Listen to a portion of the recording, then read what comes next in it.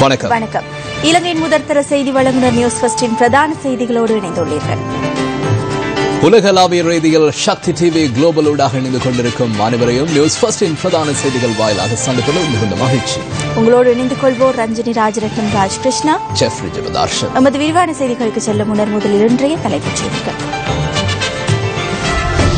ஐக்கிய நாடுகளின் பொதுச்சபை கூட்டத்தில் பங்கேற்க ஜனாதிபதி நியூயார்க் பயணம். 10 அமைச்சர்களாக ருவான் மற்றும் அனுராத நியமனம். வாக்குமூலம் பதிவு செய்வதற்காக பாரிய ஊழல் மோசடி தொடர்பான ஜனாதிபதி ஆணைக்குழு அதிகாரிகள் முன்னாள் ஜனாதிபதியின் இல்லத்திற்கு. நிதி ஒழுங்குகள் தொடர்பான விவாதத்திற்கு எதிர்க்கட்சிகள் எதிர்ப்பு.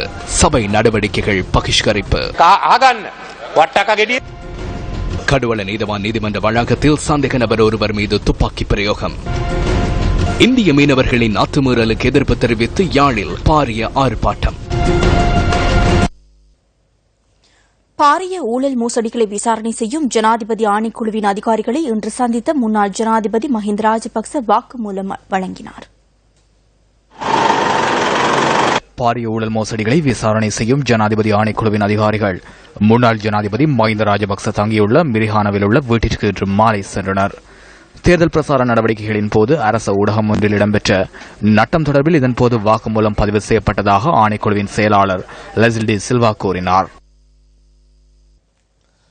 இந்திய மீனவர்களின் இழுவை படகுகள் இலங்கை கடற்பரப்புக்குள் பிரவேசிப்பதை தடுக்குமாறு வலியுறுத்தி வடமாகாண மீனவர்கள் இன்று கவன ஈர்ப்பு பேரணி ஒன்றை முன்னெடுத்தனர். யாழ்ப்பாணம் கடற்றொழில் நீரியல் வள திணைக்களத்தின் முன்பாக இன்று காலை ஆரம்பமான பேரணியில் 1000க்கும் மேற்பட்ட மீனவர்கள் கலந்து கொண்டிருந்தனர். யாழ்ப்பாணம் கடற்றொழில் நீரியல் வள திணைக்களத்தின் பிரதிபலிப்பாளரிடம் மீனவர்களின் கோரிக்கைகள் அடங்கிய மகஜர் கையளிக்கப்பட்டதன் பின்னர் கவன ஈர்ப்பு பேரணி ஆரம்பமானது. மீனவர்களின் பேரணி வைத்தியசாலை வீதியூடாக யாழ் மாவட்ட செயலகத்தை சென்றடைந்தது. யாழ் அரசாங்க அதிபர் நாகலிங்கம் வேதநாயகத்திடம் வடமாகாண மீனவர்கள் மகஜர் ஒன்றையும் கையளித்துள்ளனர். இதனை அடுத்து இந்திய துணை தூதுவர் ஆர் நடராஜனிடம் மீனவர்கள் மகஜர் ஒன்றை கையளித்தனர். ஒரு பக்கம் கடல்ல பலத்தை அளிக்கிறாங்க என்று பார்த்தால் மக்களின் சொத்தையும் அளிக்கிறாங்க. இவங்க திட்டமிட்டு தான் செய்யறாங்களா, என்ன மாதிரி செய்யறாங்களான்ற எங்களுக்கு தெரிய வரையில்.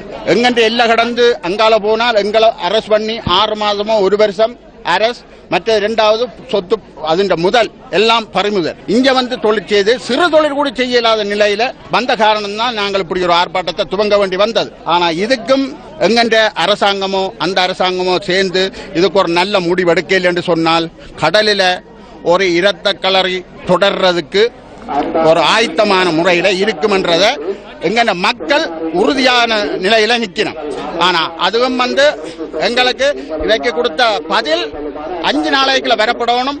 அதை தவறினால் எங்கென்ன மக்கள் அதுக்குரிய முடிவு எடுப்பார். யாழ் மாவட்ட மீனவன் நினைத்தால் எதையும் சாதிக்க முடியும் என்றதை இன்றைக்கு நாங்கள் சாதித்து காட்டியிருக்கின்றோம். ஆனால் நாங்கள் பின்வாங்க போறது அல்ல, பின்வாங்குற சமூகம் அல்ல. எல்லா நாடுகளிலே உலக நாடுகளிலேயே கடல் சட்டம் எல்லைக்கு ஒரு வரையறை இருக்கு. எல்லைக்குள்ளால வந்து அடிச்சு கொண்டு நாங்கள் எல்லைக்கு வழியில கச்சதீவுக்கு தான் மீன் பிடிக்கிறோம் என்று சொல்லி எங்களுக்கு பசப்பு வார்த்தை எங்களுக்கு காட்ட வேண்டும். அரசாங்கத்துக்கு அரசாங்கம் உதவி செய்வது வழக்கம். வீடு கட்டலாம், ரயில் ரோட்டை போடலாம், அதை பற்றி பிரச்சனை எங்களுக்கு இல்லை. அதுல நாங்கள் இறங்கி போகலாம், அதை நாங்கள் வரவேற்கிறோம். ஆனால் எல்லை தாண்டக்கூடாது என்றதில் உறுதியாக இருக்க வேண்டும்.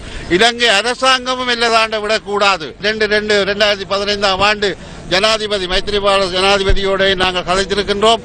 அவர் சொல்லியிருக்கிறார் எல்லை தாண்டி வருகிற மீனவரை கைது செய்ய சொல்லி. இன்று என்ன நடக்குது? ஒன்றுமே நடக்குது. அதை நடைமுறைப்படுத்த வேண்டும். பிரதமர் ரணில் விக்ரமசிங்க அவரும் ஒரு சில வார்த்தைகள் சொல்லியிருக்கிறார்கள். அவர் சொன்ன சொல்லை காப்பாற்ற வேண்டும், அதை நடைமுறைப்படுத்த வேண்டும். அதைத்தான் நாங்கள் வரவேற்கின்றோம். 2 மீனவரும் முட்ட விடாமலுக்கு சுகமான தீர்வு இருந்தால் எல்லை தாண்டுவதை நிறுத்தி சுகமாக கதைத்தால் இந்த பிரச்சனை தீர்வாகும். யாழ்ப்பாணம் மாவட்டத்திலும் வடமாகாணத்திலும் எங்களுடைய தமிழ் மீனவர்களுடைய அந்த பொருளாதாரம் தொடர்ச்சியாக அளிக்கப்பட்டு கொண்டிருக்கின்றது. எல்லையை தாண்டி வருகின்ற மீனவர்களுடைய இழுவை படகுகளால் எங்களுடைய மீனவர்களின் வலைகள் அறுத்து சேதமாக்கப்படுவதோடு படகுகளும் சேதமாக்கப்படுகின்ற ஒரு நிலைமை தொடர்ந்து நீடித்துக் கொண்டிருக்கின்றது. நீண்ட காலமாக பேச்சுவார்த்தை நடத்தி ஏமாந்து போன நிலைமையிலே இப்பொழுது இந்த மக்கள் வீதியில் இறங்கி போராட வேண்டிய ஒரு துர்ப்பாக்கியமான நிலைமைக்குள் தள்ளப்பட்டிருக்கின்றார்கள். இது இலங்கை அரசாங்கமானது திட்டமிட்ட ரீதியிலே தமிழக உறவுகளுக்கும் இலங்கை ஈழத்திலே இருக்கின்ற தமிழ் மக்களுக்கும் இடையில் ஒரு பகைமையை வளர்க்க வேண்டும் என்பதற்காக, ஒரு இடைவெளியை உருவாக்க வேண்டும் என்பதற்காக திட்டமிட்டு மேற்கொள்ளுகின்ற ஒரு சதி நடவடிக்கையாகத்தான் நாங்கள் இதனை பார்க்கின்றோம். இலங்கை அரசாங்கம் இந்த எல்லைகளை தாண்டி வருகின்ற மீனவர்களை கட்டுப்படுத்த வேண்டிய பொறுப்பு அவர்களிடம் இருக்கின்றது. அவர்களால் அதனை சரியாக செய்ய முடியாவிட்டால் அதிகாரத்தை தமிழர்களுடைய கைகளில் ஒப்படைத்தால் தமிழக உறவுகளும் ஈழத்தமிழர்களும் எந்த விதமான முரண்பாடுகளும் இல்லாமல் மிகவும் நேர்த்தியான முறையிலே இந்த தொழில் இடம்பெறக்கூடிய ஒரு சூழலை உருவாக்கும் வல்லமை தமிழர்களிடம் இருக்கின்றது. இது வெறுமனே கடத்தொழிலாளர்களுடைய பிரச்சனை மட்டுமல்ல, இது ஒட்டுமொத்த தமிழ் தேசத்தின் பொருளாதாரத்தின் இருப்பு சம்பந்தப்பட்ட பிரச்சனை. ஆகவே இந்த கடத்தொழில் மக்களுடைய இந்த உரிமைக்காக ஒட்டுமொத்த தமிழ் மக்களும் இணைந்து குரல் கொடுக்க வேண்டும். இந்த பேரணியின் காரணமாக மாவட்ட செயலகம் மற்றும் இந்திய துணை தூதரகம் என்பவற்றுக்கு போலீஸ் பாதுகாப்பு வழங்கப்பட்டிருந்தமை குறிப்பிடத்தக்கதாகும். இலங்கை கடற்பரப்பில் இடம்பெற்று வரும் இந்திய மீனவர்களின் அத்துமீறலுக்கு அரசாங்கம் நடவடிக்கை எடுக்க வேண்டும் என தமிழ் தேசிய கூட்டமைப்பின் வன்னி மாவட்ட பாராளுமன்ற உறுப்பினர் சார்ல்ஸ் நிர்மலநாதன் தனது பாராளுமன்ற கன்னி உரையில் கோரிக்கை விடுத்தார். எமது எல்லைக்குட்பட்ட கடற்பகுதியில் இந்திய மீனவர்களின் அத்துமீறி இழுவைப்படைகளும் இயந்திர படைகளுடன் மீன்பிடி ஈடுபடுவதால் எமது கடல் வளம் முற்றாக அழிவடைந்து வருகிறது. அத்தோடு எமது மீனவர்களின் வலைகளும் அழிக்கப்படுகிறது. அது மட்டுமல்லாது தென்போதி மீனவர்களும் பாரிய இயந்திர படைகள் மூலம் மீன்பிடியில் ஈடுபடுவதால் எமது பகுதி மீனவர்கள் பாரிய இழப்புகளையும் இன்னல்களையும் எதிர்கொள்கிறார்கள். இப்பிரச்சனைக்கு நிரந்தர தீர்வு பெற்றுத் தந்து எமது மீனவர்களின் வாழ்வாதாரத்தை மேம்படுத்த இந்த அரசு துரித கதியில் செயல்பட வேண்டும் என்று கேட்டுக்கொள்கிறேன். இலங்கையில் கைது செய்யப்பட்டுள்ள 15 இந்திய மீனவர்களையும் விடுதலை செய்ய நடவடிக்கை எடுக்குமாறு இந்திய பிரதமர் நரேந்திர மோடியிடம் தமிழக முதல்வர் ஜெயலலிதா ஜெயராம் கோரிக்கை விடுத்துள்ளார். இந்திய பிரதமர் நரேந்திர மோடிக்கு தமிழக முதலமைச்சர் ஜெயலலிதா ஜெயராம் அனுப்பியுள்ள கடிதத்தில் இந்த கோரிக்கை முன்வைக்கப்பட்டுள்ளதாக இந்திய ஊடகங்கள் செய்தி வெளியிட்டுள்ளன. இந்திய மற்றும் இலங்கை மீனவர்களுக்கு இடையில் நீண்ட காலமாக நிலவி வரும் பிரச்சினைக்கு தீர்வு காணப்பட வேண்டும் எனவும் அந்த கடிதத்தில் வலியுறுத்தப்பட்டுள்ளது. நாகப்பட்டினம் மீன்பிடி துறைமுகத்திலிருந்து கடலுக்கு சென்ற 15 மீனவர்கள் கடந்த திங்கட்கிழமை இலங்கை கடற்படையினரால் கைது செய்யப்பட்டு விளக்கமறியலில் வைக்கப்பட்டுள்ளனர். கச்சத்தீவு பகுதியில் தமிழக மீனவர்கள் மீன்பிடிப்பதை தடுக்கும் நோக்குடன் நடத்தப்பட்டுள்ள இத்தகைய கைது நடவடிக்கைகள் அவர்களது விரக்தியை அதிகரித்திருப்பதாக முதலமைச்சர் ஜெயலலிதா ஜெயராம் கூறியுள்ளார். இலங்கையில் உள்ள தமிழக மீனவர்களின் 26 படகுகளை விடுவிக்க வேண்டும் எனவும் தமிழக முதலமைச்சர் வலியுறுத்தியுள்ளார். கச்சத்தீவை மீட்பதன் மூலம் இந்திய இலங்கை மீனவர்களுக்கு இடையில் நீண்டகாலமாக தீர்க்கப்படாமல் உள்ள பிரச்சினைகளுக்கு மத்திய அரசு தீர்வு காணும் என தான் நம்புவதாக தமிழக முதலமைச்சர் பிரதமருக்கு எழுதிய கடிதத்தில் தெரிவித்துள்ளார். நிதியமைச்சர் முன்வைத்த 2013-36 இலக்க நிலையியல் கட்டளை சட்டத்தின் கீழ் 6 ஒழுங்கு விதிகள் பாராளுமன்றத்தில் இன்று விவாதத்திற்கு எடுத்துக் கொள்ளப்பட்டன. விவாதத்திற்கு ஒழுங்கு விதிகள் பாராளுமன்றத்தில் முன்வைக்கப்பட்ட சந்தர்ப்பத்தில் எதிர்ப்பு தெரிவிக்கப்பட்டது. පක්ෂනායක රැස්වීමේ කතා කරුවා මේක. අපි තව දවසක් දෙන්න සූදානම්. We are willing to give another date.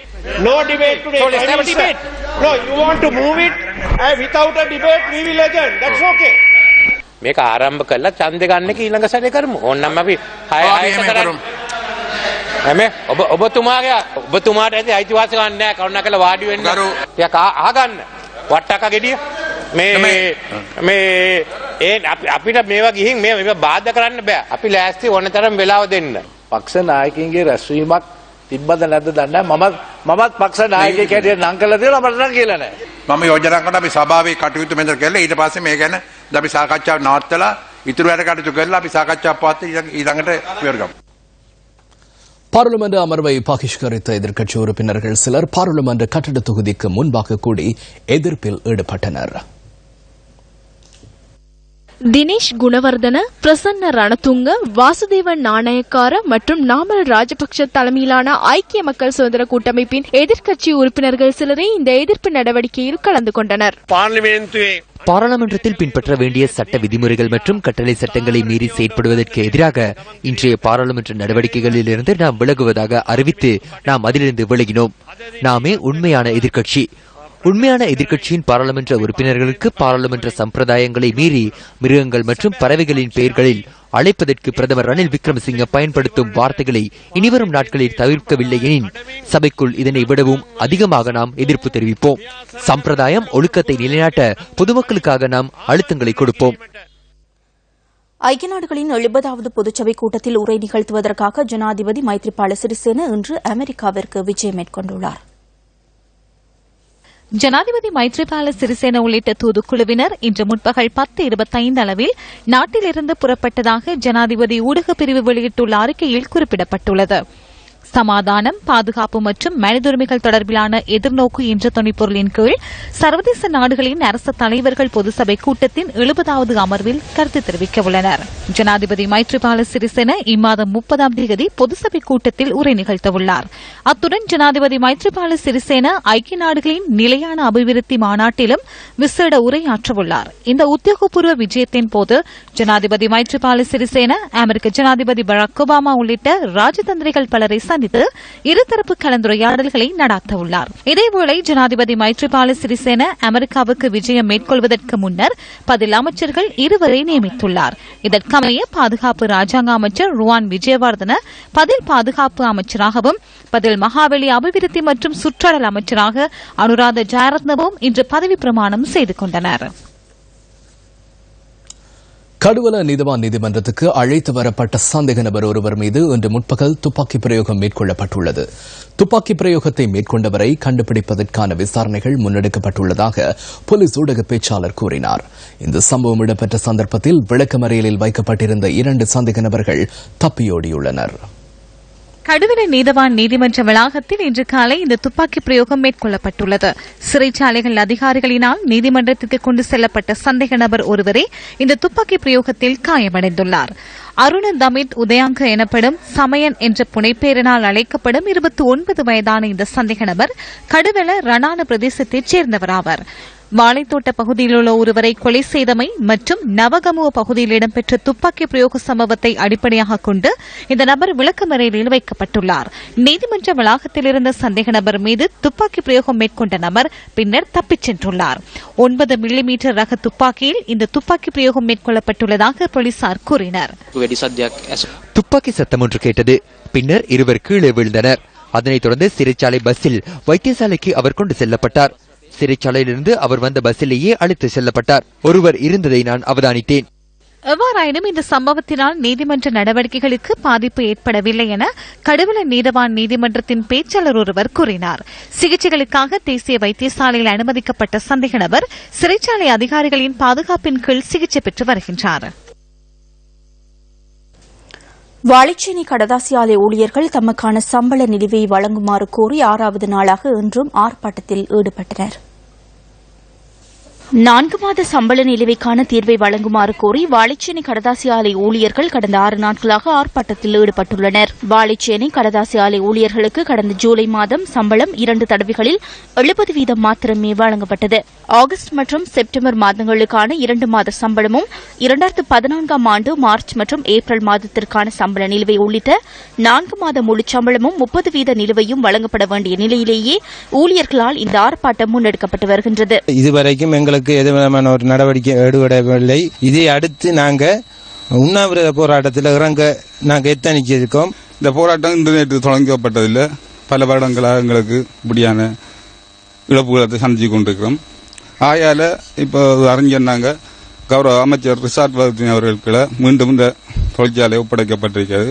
சம்பளம் கிடைக்காவிட்டால் தொடர்ந்து நாங்கள் போராட்டத்தை ஹஜ் பெருநாளை கருத்தில் கொண்டு தமக்கான சம்பளத்தினை விரைவில் வழங்குமாறு ஆர்ப்பாட்டத்தில் ஈடுபட்டவர்கள் கோரிக்கையை விடுத்தனர். பெருநாள் முஸ்லிம்களுடைய பெருநாள் வரபடியா இதுவரையில் எந்த ஒரு கொடுப்பனவும் கொடுப்பதற்கு எந்த ஒரு அதிகாரியும் நடவடிக்கை எடுக்கவில்லை. எந்த ஒரு அமைச்சரவையும் இன்னும் இதுக்கு என்று சொல்லி ஒரு நிதி ஒதுக்கீடு செய்யவில்லை. தொடர்ந்தும் நாங்கள் இந்த சம்பளம் கிடைக்க காட்டிலும் இந்த ஆர்ப்பாட்டத்தை முன்னெடுத்து செல்வோம். இந்த 6 நாளைக்கு எந்த பதிலையும் எங்களுக்கு கிடைக்கல. இந்த சம்பளத்தில் முடிவு அந்த சம்பளம் எங்களுக்கு கிடைக்காட்டி நாங்க பாலம் வரைக்கும் போய் பாலத்தடியே போயிருந்து உண்ணாவிரதம் இருக்கிறதுக்குரிய முயற்சி நாங்க செஞ்சிருக்கோம். நாங்க கட்டாயம் அதையும் செய்வோம். புல்லோட்டி இல்லையா, புல்லோட்டிக்காரன் நாங்க. எங்களுக்கு இதுவரையிலையும் இந்த அமைச்சர் அவர்கள் எந்த அமைச்சரும் எங்களுக்கு இதுக்குரிய நடவடிக்கை இதுவரையும் செஞ்சு தரல. இதேவேளை கடந்த பிப்ரவரி மாதம் வாழைச்சேனை கடதாசி ஆலைக்கான மின்சார விநியோகம் துண்டிக்கப்பட்டதை அடுத்து தொழிற்சாலையின் பணிகள் இடைநிறுத்தப்பட்டுள்ளமையும் குறிப்பிடத்தக்கதாகும். நீங்கள் இணைந்திருப்பது இலங்கையின் முதற்தர செய்தி வழங்குனர் நியூஸ் ஃபர்ஸ்டின் பிரதான செய்திகளோடு. யாழ் இந்து கல்லூரியின் 125வது ஆண்டு விழாவின் நடைபவனி இன்று இடம்பெற்றது.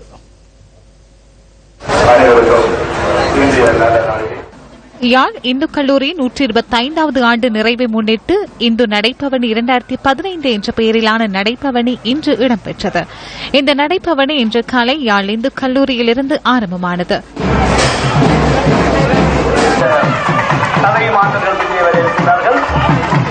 அதனைத் தொடர்ந்து தரம் 9 மாணவர்கள்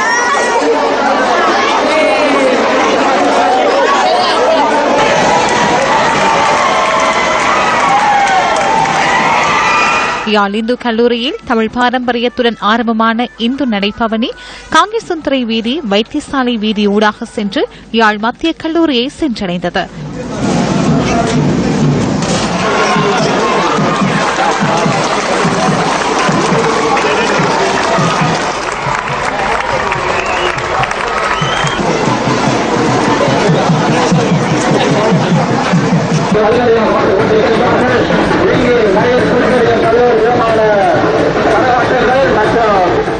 அதனைத் தொடர்ந்து யாழ் வேம்படி மகளிர் கல்லூரியை சென்றடைந்த இந்து நடைபவனி அங்கிருந்து மீண்டும் யாழ் இந்து கல்லூரியை சென்றடைந்துள்ளது.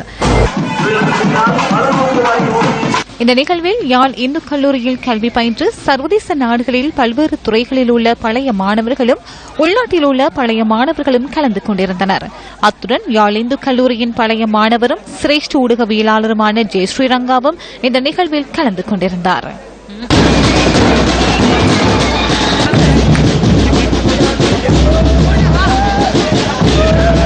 நான் இந்த பள்ளிக்கூடத்தில் 1967ஆம் ஆண்டு துவக்கம் 75ஆம் ஆண்டு மட்டும் படித்த நாங்கள் இப்பொழுது ஏறக்குறைய 40 வருஷத்துக்கு பிறகு இந்த பள்ளிக்கூடத்து வந்து இந்த 125வது அகவை கொண்டாடுவதில் வெறும் பெருமையாக இருக்கிறது. யாழ்ப்பாணம் இந்து கல்லூரியின் 125வது ஆண்டு விழா எங்கள் பழைய மாணவர்கள் அனைவரையும் பல்வேறு கண்டங்களிலிருந்தும் திரும்ப வந்து யாழ்ப்பாண மண்ணில் சந்திக்குமாறு ஏற்படுத்தியுள்ளது. என்னை பொறுத்தவரையில் இந்த நிகழ்ச்சியானது என்னை 6ஆம் வகுப்பிற்கு அழைத்துச் சென்றுள்ளது. ஆதலால் எனது பாஷை 6ஆம் வகுப்பு பாஷையாகவே இருக்கின்றது. நான் கிட்டத்தட்ட 35 வருடங்களுக்கு முதல் இந்த பள்ளிக்கூடத்தில் படித்தேன் என்றாலும் எங்களுடைய அந்த உறவு, பள்ளிக்கூடத்தோடு உள்ள உறவு இன்னும் விட்டு போகவில்லை. பல நாடுகளிலிருந்து எங்களோட ஃப்ரெண்ட்ஸ் எல்லாரும் வந்து பெரும் ஆதரவு தந்திருக்கிறாங்க. மற்றும் இந்த கல்லூரி இந்த வளர்ச்சிக்கு எங்களால் வெளிநாடுகளில் இருக்கிற நாங்கள் பழைய மாணவர்கள் என்ற முறையில் எங்களோட உதவியை மீண்டும் தொடர்ந்தும் செய்து கொண்டிருப்போம்.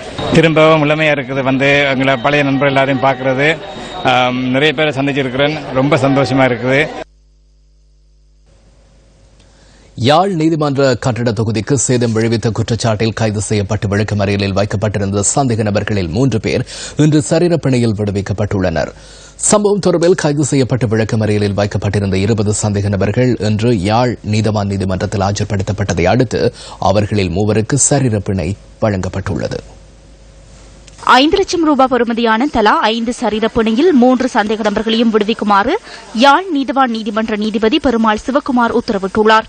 மேலும் பிணையில் விடுவிக்கப்பட்டுள்ள சந்தேக நபர்கள் 3 பேரும் மாதத்தின் இறுதி ஞாயிற்றுக்கிழமை யாழ் போலீஸ் நிலையத்தில் ஆஜராகி கையொப்பமிட வேண்டும் எனவும் நீதவான் உத்தரவிட்டுள்ளார். நீதிமன்றத்தில் ஆஜர்படுத்தப்பட்ட ஏனைய 17 சந்தேக நபர்களையும் எதிர்வரும் 6ஆம் தேதி வரை தொடர்ந்தும் விளக்கமறியலில் வைக்குமாறும் நீதவான் பெருமாள் சிவக்குமார் உத்தரவிட்டுள்ளார். இதேவேளை இந்த சம்பவம் தொடர்பில் மற்றொரு சந்தேக நபர் இன்று நீதிமன்றத்தில் ஆஜர்படுத்தப்பட்டுள்ளார். யாழ் நீதவான் நீதிமன்றத்தில் ஆஜர்படுத்தப்பட்ட குறித்த சந்தேக நபரையும் எதிர்வரும் 6ஆம் தேதி வரை விளக்கமறியலில் வைக்குமாறு நீதவான் உத்தரவு பிறப்பித்துள்ளார். புங்குடுதீவு பகுதியில் மாணவி வித்யா பாலியல் வன்புணர்வுக்குட்படுத்தப்பட்டு கொலை செய்யப்பட்ட சம்பவத்தை கண்டித்து யாழ் நீதவான் நீதிமன்ற வளாகத்தில் கடந்த மே மாதம் 20ஆம் தேதி முன்னெடுக்கப்பட்ட எதிர்ப்பு நடவடிக்கையின் போது நீதிமன்ற கட்டட தொகுதிக்கு சேதம் விளைவித்த குற்றச்சாட்டில் 127 பேர் கைது செய்யப்பட்டனர். கைது செய்யப்பட்ட சந்தேக நபர்கள் தொடர்பில் மேற்கொள்ளப்பட்ட விசாரணைகளை அடுத்து கட்டம் கட்டமாக சந்தேக நபர்கள் விடுதலை செய்யப்பட்டமை குறிப்பிடத்தக்கது. பல அபிவிருத்தி பணிகள் நாட்டில் முன்னெடுக்கப்பட்டு வருகின்ற போதிலும் மலையக பகுதிகளில் உள்ள மக்களின் வாழ்வில் இன்றும் முன்னேற்றம் ஏற்படாமை வருத்தத்திற்குரியது. தெனியாய நகரத்திலிருந்து 14 கிலோமீட்டர் தூரத்தில் செல்வகந்தை தோட்டம் அமைந்துள்ளது. நவநாகரிகத்திற்கு ஏற்ற வகையில் நகர்ப்புறங்களில் அபிவிருத்தி பணிகள் மேற்கொள்ளப்பட்டு வரும் நிலையில் செல்வகந்தை தோட்ட மக்கள் ஆங்கிலேயர் காலத்தில் கட்டப்பட்ட லயன் குடியிருப்புகளை நம்பியே இன்றும் தமது வாழ்வாதாரத்தை கொண்டு செல்கின்றனர்.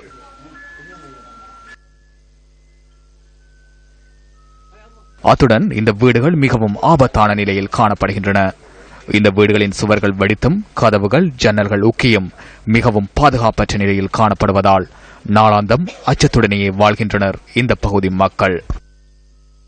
நாங்க இப்ப தகரம் வாங்கி அவரு மந்திரிமாருங்க கிட்ட காய்ச்சி தகரம் கேட்டோம். தகரமும் எங்களுக்கு கொண்டாந்த தகரத்தை கொடுக்காம வச்சுக்கிட்டு இருக்காங்க.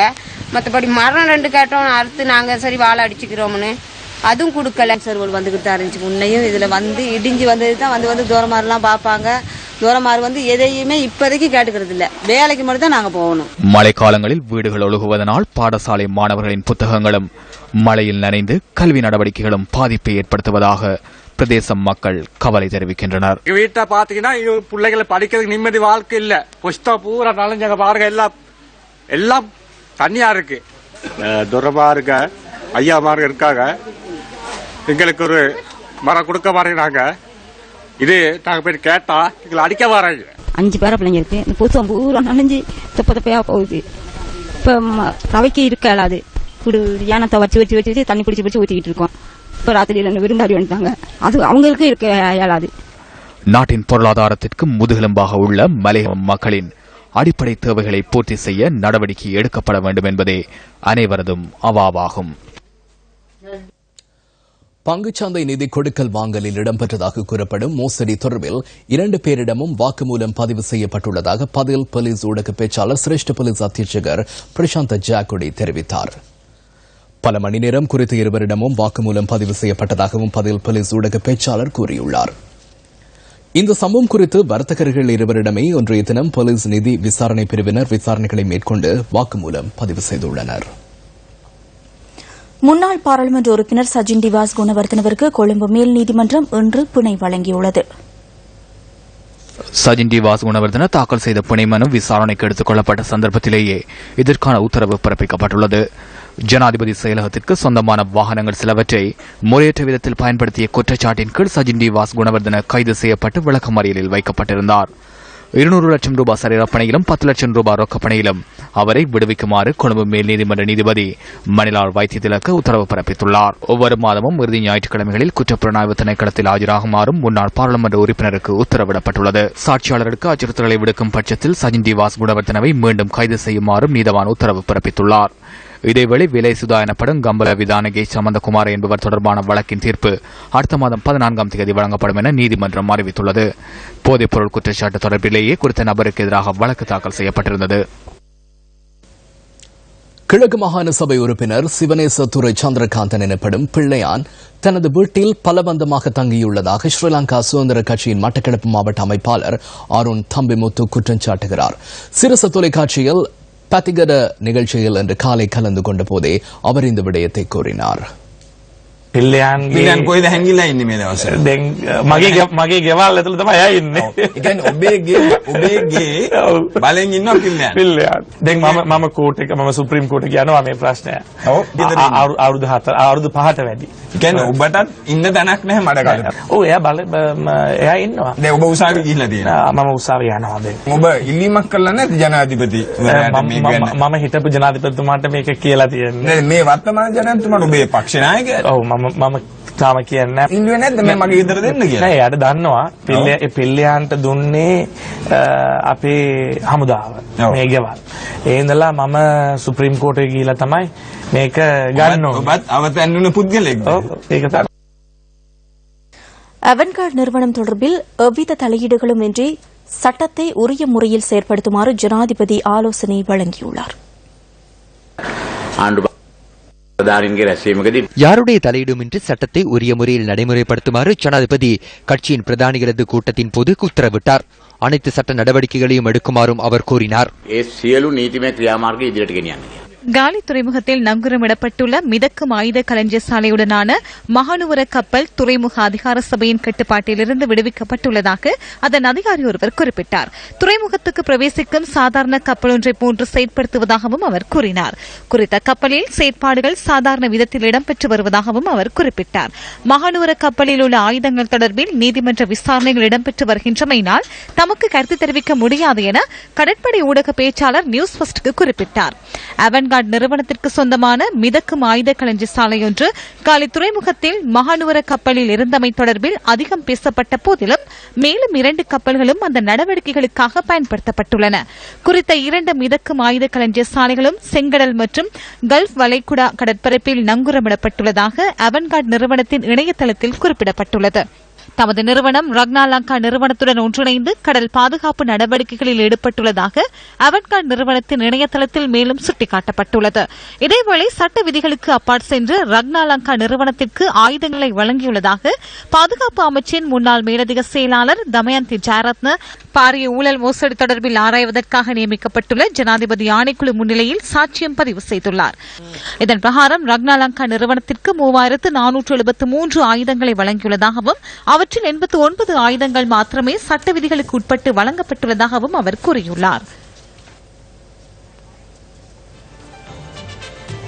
இது தொடர்பான விரிவான தகவலை எமது 10:45 பிரதான செய்திகளில் எதிர்பாருங்கள். உலகக்கிண ராக்பி தொடரில் பே குழுக்கான போட்டியில் ஜப்பான் மற்றும் ஸ்காட்லாந்து அணிகள் தற்போது பல பரீட்சை நடத்துகின்றன. போட்டியில் 56வது நிமிடம் வரைக்கும் 24-10 எனும் புள்ளிகள் கணக்கில் ஸ்காட்லாந்து முன்னிலை வகித்தது.